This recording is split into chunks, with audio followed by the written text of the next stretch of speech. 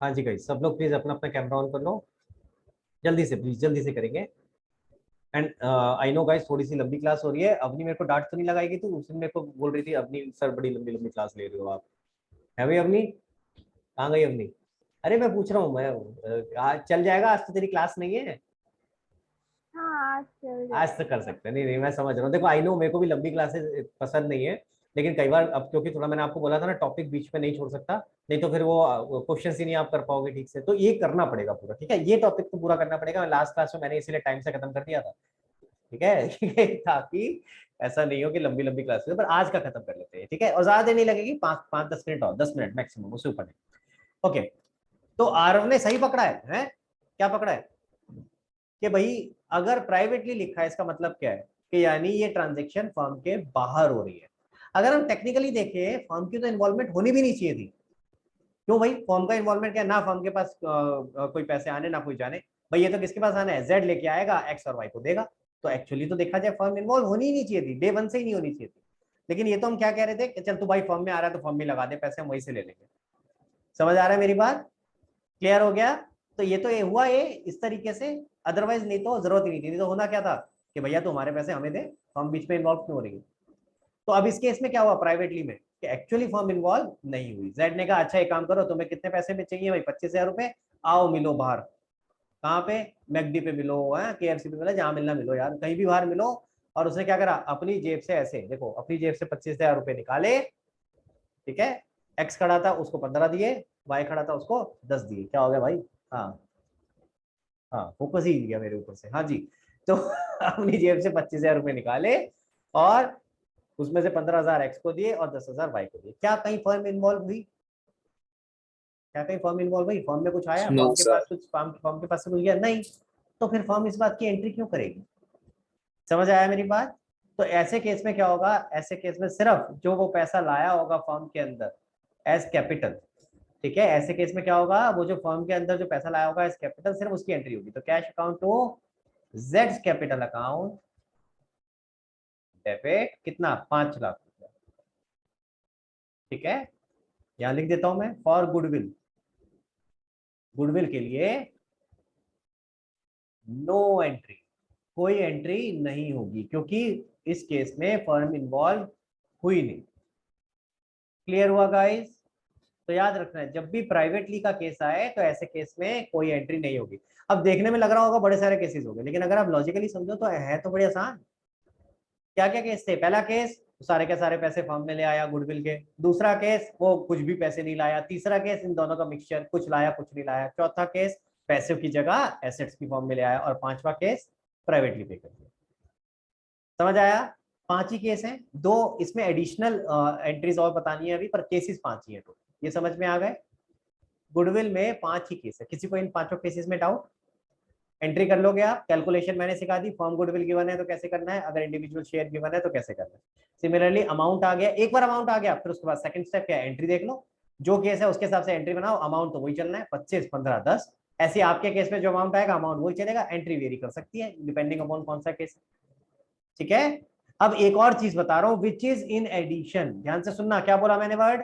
Aarav, sir in addition. In addition to what we have already discussed above. यानी मैं क्या लिख रहा हूं यहां पे? After doing, after doing goodwill entry as per case 1 to 5।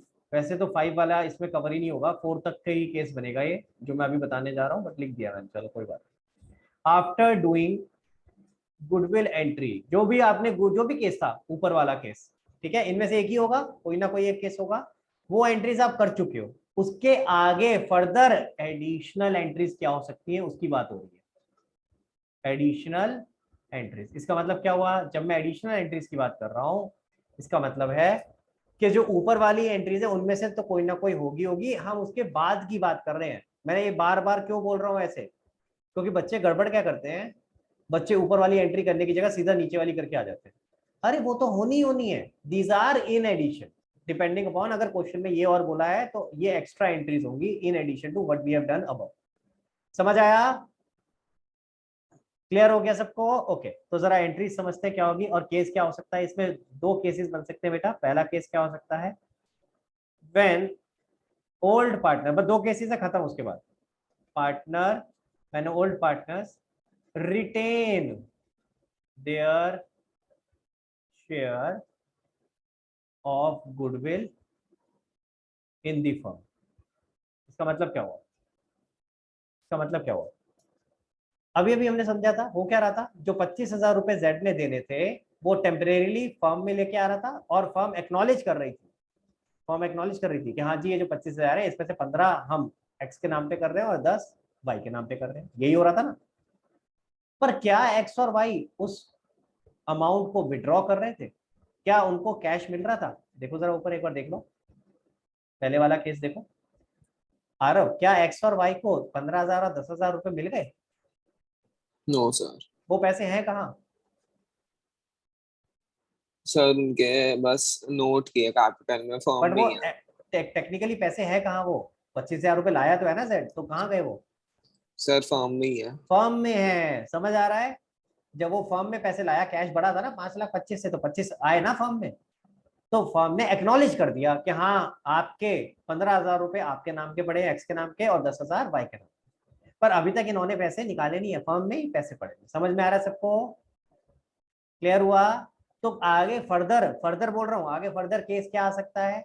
एक केस तो आ सकता है कि पार्टनर्स ने एग्री किया कि ये पैसे फर्म में पड़े रहे, तो चल कोई बात नहीं भाई, हमारे नाम पे आ गया ना, कल को जब पैसे निकालेंगे हम फर्म से तो 15,000 मेरे नाम पे आ गए और 10 वाई के नाम पे आ गए। तो जब निकालेंगे तो हम निकाल सकते हैं, पर अभी पड़े रहने दो। यानी क्वेश्चन में क्या आएगा, ऐसे आएगा, when old partners retain their share of goodwill in the firm, यानी उन्होंने पैसे नहीं निकाले। तो हमें क्या एंट्री करनी चाहिए? अरे जब उन्होंने कोई एक्शन ही नहीं किया फर्दर, तो एंट्री किस बात की? अभी ऑलरेडी अभी तो है ही ना, अभी पड़े तो हैं, हमने गुडविल की तो एंट्री कर दी। ऊपर जो जो भी केस बनता था उसके हिसाब से पैसे फर्म में पड़े हैं, तो फिर हमें निकालने का मतलब कहाँ बनता है? मतलब सॉरी एंट्री करने का क्या मतलब बनता है? जब रिटेन कर रहे हैं तो रिटेन तो एज इट इज वही वही सिचुएशन है जो ऊपर थी।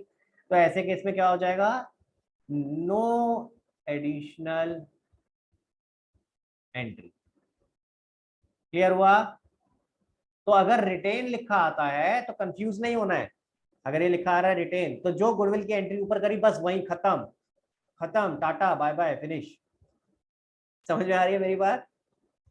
है, बहुत रील्स देखते हो तुम। हाँ समीक्षा, पूछो बेटा। सर मतलब वो फर्स्ट वाली या फिर दोनों एंट्री आएगी? दोनों बेटा, दो आई ये ओके सर। ऊपर वाला जो भी केस था उसमें जितनी एंट्री थी, जो दो एंट्रीज, कोई सा भी केस हो उसकी जो दो एंट्री, सपोज ये वाला था पहला केस, तो दोनों एंट्रीज हो गई, एक्नॉलेज हो गया कि एक्स के हमारे पास 15 है, वाई के 10 है, बस खत्म। अभी निकाला नहीं ना पैसा, ओके सर। तो नहीं निकाला, रिटेन है, तो उसका कोई एडिशनल एंट्री नहीं है, जो ऊपर करी वही रहेगी। लेकिन अब दूसरा केस करते हैं और ये लास्ट केस है, इसके बाद खत्म।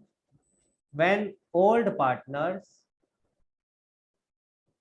Decide to withdraw, when old partner withdraw लिख देता हूँ सीधा, ठीक है, withdraw their share of goodwill in the firm. यानी क्या हुआ, अभी तक उनके नाम पे तो आ गया था कि आपके 15,000 हमारे पास पड़े हैं फर्म के पास और 10,000 हमारे पास पड़े हैं, ऐसे आ गया था। अब एक्स और वाई ने डिसाइड किया कि हम पैसे विड्रॉ करें, तो क्या होगा, क्वेश्चन में क्या लिखा आएगा, मैं पहले वो लिख देता हूँ, एक्स विदड्रॉस, ध्यान से देखना, half of his share in goodwill and Y withdraws 1/4 of his share in goodwill. समझ आया? यानी उसका जितना जितना शेयर था, थोड़ा थोड़ा शेयर एक्स और वाई ने निकाल लिया। अब निकाल रहे हैं तो अब तो एक्स्ट्रा ट्रांजैक्शन हो रही है, ओवर एंड अबव जितना अभी तक पहले हुई थी, तो इसकी एक्स्ट्रा एंट्री होगी। आरव एंट्री बता सकते हो, अगर पैसे निकाल के ले जा रहा है कोई पार्टनर तो एंट्री क्या होती है? Sir X capital account debit, Y capital account debit to cash account. बहुत ही बढ़िया भाई, कोई ये कुछ वो तो नहीं ना हो रहा है कुछ अलग सा? क्या हो रहा है भाई, एक्स और वाई पैसे निकाल के ले जा रहे हैं, तो जब पैसे निकालेंगे तो क्या होगा, कैपिटल कम होगा और इधर कैश कम होगा। तो कैपिटल कम होता है तो डेबिट, कैश कम होगा तो क्रेडिट। कितने कितने पैसे ले जा रहे हैं, एक्स कितना ले जा रहा है बेटा? सर 7,500। क्या बात है, एक्स को कितने मिलने थे, 15,000, 15,000 का क्रेडिट दिया था उसको, तो उसमें से उसने कितने निकाल लिए? 7,500। अगर पूरे बोले होते तो पूरे 15,000 से डेबिट हो जाते। और वाई को कितने मिलने थे? सर वाई को 10,000, 10,000, उसमें से कितना ले जा रहा है अभी? 1/4, यानी 2,500 तो टोटल फर्म से कितने पैसे जा रहे हैं? 10,000। अब ये मत सोचना कि इनको कम पैसे मिले हैं, कम नहीं मिले, बाकी पैसे जो हैं अभी भी उनके फर्म में है। जैसे एक्स का आधा निकाल लिया तो आधा उसका फर्म नहीं पड़ा है। क्रेडिट तो 15,000 से किया था, डेबिट कितने से किया एक्स को? सिर्फ 7,500 से। तो अभी 7,500 अभी भी क्रेडिट रेट ज्यादा है ना, तो जब मर्जी निकालना चाहे निकाल सकता है। इसी तरह वाई जब मर्जी निकालना चाहे अपने बैलेंस 7,500 रुपए वो निकाल सकता है। हाँ समीक्षा। सर तो पुराने वाले केस में ये एज्यूम नहीं किया था कि वो पूरा विड्रॉ कर लेते हैं सारा अमाउंट गुडविल का अपना? कौन से वाले केस में? पुराना बोले तो जो फर्स्ट वाला था, when new partner brings his share of goodwill in cash. Okay. तो इस स्टेप तक जो ये हमने एंट्री करी, इस स्टेज तक तो हमें पता ही नहीं था कि विड्रॉ कर रहे हैं या रिटेन कर रहे हैं। ये तो मैंने आगे डिस्कस किया ना। अभी तक तो क्या था, पैसा आया फर्म में और फर्म ने इन दोनों को एक्नॉलेज कर दिया कि हाँ भाई तुम्हारे इतने पैसे हैं, तुम्हारे इतने पैसे हैं। अब अगला स्टेप बता रहा हूँ ना, इसीलिए तो बोला इट इज एन एडिशन। अगला स्टेप क्या है? या तो वो रिटेन करेंगे कि पड़ा रहने दो कोई बात नहीं, अच्छा तुमने बता दिया हमारे इतने इतने हैं, पड़े रहने दो कोई बात नहीं। या वो कहेंगे अच्छा हमारे इतने इतने, अल्लाह हमारे दे दो, पैसे दे दो। यही होगा ना भाई, दो में से एक चीज होगी। तो मैंने आपको अगला स्टेप बता दिया कि अगले स्टेप में अगर रिटेन करेंगे तो क्या होगा, तो कुछ नहीं होगा, तो जैसा था वैसी का वैसी रहेगा। दो एंट्रीज जो करी थी वही होंगी बस, उसके बाद थर्ड कोई एंट्री नहीं होगी। लेकिन अगर विड्रॉ करेंगे तो एक एक्स्ट्रा एंट्री हो जाएगी। पार्टनर्स जो जो विड्रॉ कर रहे हैं वो डेबिट हो जाएंगे और कैश क्रेडिट हो जाएगा। समझ आया?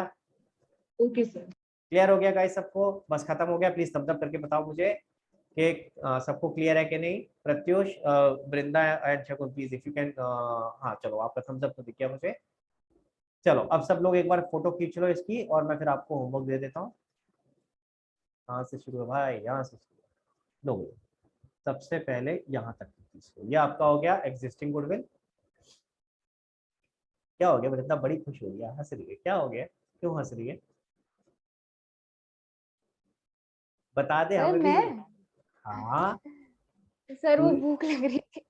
अच्छा भूख लग रही है तो खा ले खाना, कोई बात नहीं। अच्छा गाइस, अगर बाई चांस ऐसा कुछ हो रहा हो तो खा सकते हो साथ में, ऐसी कोई बात नहीं है। ठीक है, हम लोग, मुझे पता है हम लोग एक्स्ट्रा कर रहे हैं इस समय क्लासेस, तो टाइम ऐसा और टाइम है, तो अगर ऐसा कभी हो तो वो खा लो, कोई बात नहीं। मैं भी कभी कभी ले लेता हूँ थोड़ा बहुत पानी वानी, मैं भी खा लूंगा थोड़ा बहुत है। हाँ पर रेगुलर क्लासेस में नहीं। आप भी कर सकते हो। चलो भाई खत्म हो रही है क्लासेस, अब तो क्लास के बाद खा लियो। हाँ जी देखो, जल्दी से फोटो खींचो। अब ये न्यूली वैल्यूड गुडविल हो गई। आई होप हमने इतनी लंबी क्लास ली है तो उसका अब फायदा हुआ होगा, समझ में आया है। अपनी परेशान हो जाती है, अपनी ऐसे हो जाती है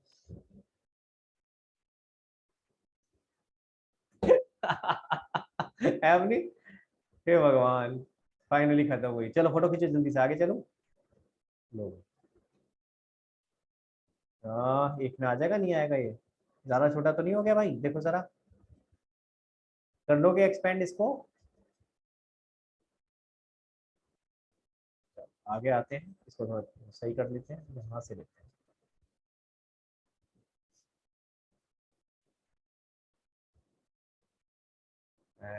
देन ये मैंने आपको लॉजिक समझाया कि जो लॉजिक क्या होता है, क्यों हम गुडविल का इस तरीके से कर रहे हैं, क्या कैलकुलेशन कर रहे हैं, किस तरह से उसकी एंट्री हो रही है। क्या क्या चल रहा है तुम्हारा आपस में? वृंदा समीक्षा आपस में आंखों ही आंखों में ऐसा लग रहा है बातें कर रही है, हंस रही है। हाँ भाई, हमें भी बता दो यार, हम भी हंस लेंगे। है भाई, क्या जोक है? अच्छा मेरे ऊपर जोक है, चलेगा, फिर भी बता सकते हो। चलेगा, कोई बात नहीं, आई डोंट माइंड। चले आगे बेटा, फोटो खींच ली। चलो जल्दी से, ये आखिरी का पार्ट रह गया, इसकी और फोटो खींच लो। ये लो बस लास्ट है, खत्म। मैं आपको होमवर्क बता रहा हूँ, जल्दी से नोट करेंगे बेटा। विद दिस मुबारक हो, आपके दो पार्ट्स खत्म हो गए हैं। ठीक है, दो पार्ट्स और बचे हैं। ये बड़ी जल्दी जल्दी खत्म होगा चैप्टर, देखना ऐसे ही खत्म होगा। कहाँ गया भाई एडमिशन? ओके सो आपने क्वेश्चन 1 से लेके 18 तक कर लिए थे बेटा। नोट करो, क्वेश्चन नंबर 19 से लेकर के 34 तक कर लिया। 19 से 34 तक, ठीक है। क्वेश्चन नंबर 19 से 34 तक। और परेशान मत होना, इतने इतने सारे क्वेश्चन अगेन फिर से। आप करना क्या है, जनरल एंट्री तो करनी है, कैलकुलेशन करना है, जनरल एंट्री करनी है, कैलकुलेशन करना, जनरल एंट्री करनी है। एंड प्लीज आदत डालो जनरल एंट्री फॉर्मेट में करनी है। ठीक है, आप ऐसे कर सकते हो। मैं आपको एक आसान तरीका बता रहा हूँ। जैसे आपके ये 2 पेज है, इधर देखो आपकी कॉपी है, इसके 2 पेज है। इस वाले पेज पे कैलकुलेशन करते जाओ और इधर वाले पेज पे एंट्री करते जाओ। तो एक फॉर्मेट बना लिया, बार बार फॉर्मेट बनाने की जरूरत नहीं। इधर मान लो फर्स्ट क्वेश्चन किया, उसका यहाँ कैलकुलेशन, यहाँ एंट्री। सिमिलर नीचे सेकंड क्वेश्चन किया, सेकंड क्वेश्चन की इधर एंट्री, थर्ड क्वेश्चन की एंट्री। ठीक है, ऐसे कर सकते हो, पर आदत डालो फॉर्मेट में करने की, तो एग्जाम में बाद में फॉर्मेट बनाने की आदत ही पड़ेगी। फॉर्मेट बनाना, नरेशन लिखना, ये आदत डालो। ठीक है, क्वेश्चन नंबर वापस बता रहा हूँ 19 से लेकर के 34 तक। एक पढ़ रहे हो, आगे कुछ लिखा है 35 क्वेश्चन की हेडिंग क्या लिखी है, देखना जरा क्या लिखी है समीक्षा। सर कौन सा क्वेश्चन? 35 क्वेश्चन के ऊपर क्या लिखा है? Hidden goodwill. हाँ, तो अभी एक छोटा सा टॉपिक ये भी रहता है, हिडन गुडविल आज नहीं कराऊंगा, ये बाद में कभी करेंगे। ठीक है, तो मैंने आज आपको पूरा गुडविल टॉपिक समझा दिया है। एक चीज और समझानी है, सॉरी, याद दिलाना मुझे समीक्षा, 2 बातें रह गई हैं अभी, 2 चीजें रह गई हैं, नोट कर लो बेटा कहीं पे। एक रहती है हिडन गुडविल, और एक गुडविल से रिलेटेड एक और टॉपिक रहता है, लास्ट टाइम था नहीं आपके कोर्स में, इस बार है, तो वो सिखाना पड़ेगा। वो क्या है? Raising and writing of a goodwill. लिख लो प्लीज एक बार इसको कहीं पे, क्योंकि लास्ट टाइम था नहीं, मुझे आपको कराना है। तो नेक्स्ट क्लास में आपके डाउट्स लूंगा, और ये 2 टॉपिक और कर लेंगे। हिडन गुडविल तो नहीं करा सकता अभी, उसके लिए तो पहले कैपिटल एडजस्टमेंट सीखनी है, लेकिन ये वाला करा दूंगा, raising and writing of a goodwill. ठीक है, क्लियर हो गया? ये याद दिला देना, नेक्स्ट क्लास में मैं आपको करा दूंगा, आपके डाउट्स ले लेंगे और नेक्स्ट क्लास में इसको खत्म करेंगे। आई नो मैं आपको नंबर ऑफ क्वेश्चन ज्यादा देता हूँ, लेकिन फिर अगले वाले क्लास में होमवर्क बिल्कुल नहीं मिलेगा, है ना। ऑब्वियसली जैसे लास्ट टाइम हुआ था इसी तरीके से सेम रहेगा, तो प्लीज ये करके रखना, ट्यूसडे वाली क्लास से पहले पहले प्लीज इस होमवर्क को कंप्लीट कर लेना। ठीक है, सर वो आप टेस्ट कब तक चेक कर दोगे? अरे मैंने अभी चेक नहीं किया बेटा, अभी उसका रीजन ये है कि परसों ना बोर्ड का पेपर है अकाउंट्स का, तो अभी Okay, थोड़ी मेरी sir. प्रायोरिटी, सॉरी टू से, बट आपसे शिफ्ट होके पहले उनकी तरफ हो गई है। आज पूरे दिन उनकी क्लास चल रही थी, रोज चल रही है फॉर दैट मैटर, पर आज पूरे दिन थी, और अभी भी उनका टेस्ट पेपर चल रहा है। तो अभी उनका टेस्ट पेपर पहले चेक करना पड़ेगा मुझे, क्योंकि उनका तो परसों पेपर है भाई। तो उनका चेक करके मुझे कल उनके साथ फिर दोबारा डिस्कस भी करना है, कल उनके साथ दोबारा क्लास लूंगा, उनको बताऊंगा कि उनके टेस्ट में क्या क्या कमियां थी, क्या इंप्रूव करना है। तो तुम्हारा थोड़ा सा वेट करना पड़ेगा, पहले ये खत्म हो जाए उसके बाद फिर। Okay sir. ठीक है, हाँ चलो। और शगुन बताओ बेटा क्या कह रहे हो, जल्दी से बताओ फिर क्लोज करें, सब लोग वेट कर रहे हैं, अब नहीं खास कर से रिलेटेड डाउट है तो सर नेक्स्ट क्लास में सॉल्व हो जाएगा। सारे डाउट किससे रिलेटेड है? फंडामेंटल से रिलेटेड है सब सर। सब जो भी डाउट्स बचे होंगे ना नेक्स्ट क्लास में ले लेना। एक मैंने अभी एक डाउट अभी आज भी छोड़ दिया ना, कुछ इलस्ट्रेशन का डाउट था, अवनी का था शायद, और कुछ और क्वेश्चंस के भी डाउट थे, तो नेक्स्ट क्लास में करते हैं। नेक्स्ट क्लास लेंगे ही डाउट के लिए, उसमें नया टॉपिक नहीं कराऊंगा। ठीक है, चलो okay guys, bye everyone, bye bye, and thank you so much आज अकोमोडेट करने के लिए। बाय।